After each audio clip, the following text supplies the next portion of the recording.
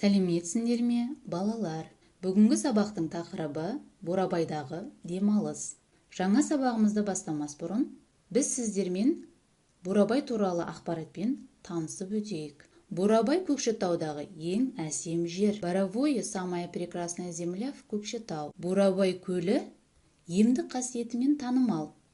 Озеро Боровое славится целебными свойствами. Суы таза, жұмсақ, тұщы.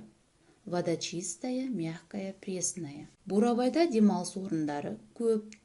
В Боровом много мест отдыха. Біз бүгінгі сабақта қайда сұрағының мағынасын түсінетін боламыз. Қайда сұрағына жауап беруді үйренеміз. Мы на сегодняшнем уроке будем понимать значение вопроса «Қайда?». Учимся ответить на вопрос «Қайда?». Вопрос «Қайда?» обозначает направление или место. При ответе на вопрос «Қайда?» добавляем окончание «да-де», «та-те» к словам, обозначающим направление или место. В казахском языке «да-де», «та-те» выполняет функции предлога «в» или «на». Қазақстан қалаларының атауларына осы «да-де», «та-те» жалғауларын жалғап, айтып үйренейік. Көкшетау – Көкшетауда, в Көкшетау.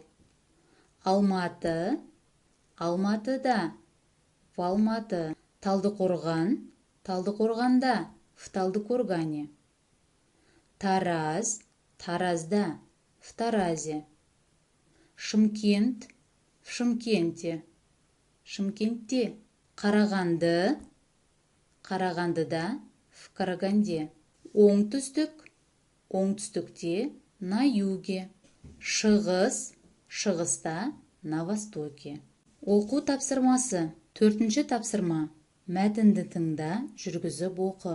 4-ші тапсырмадағы мәтінді тыңдау үшін нұсқаулықтағы сілтемемен өтеміз. Аудио мәтінді жақсылап тыңдап алған соң, мәтінді өзіміз оқып шығамыз. Оқып шыққан соң, келесі жазба жұмысын орындаймыз. 5-ші тапсырма.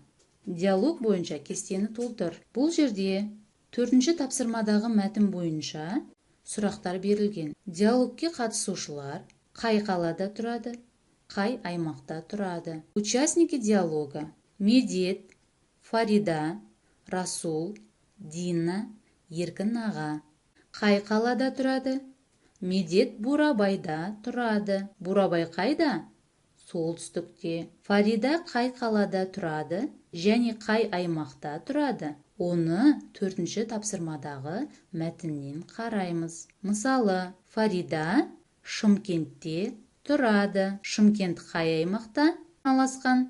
Шымкент оңтүстікте орналасқан. Осылай 5-ші тапсырманы дәптерге жазып, сұрақтарға жауап береміз. Для прослушивания текста нажимаем ссылку в инструкции.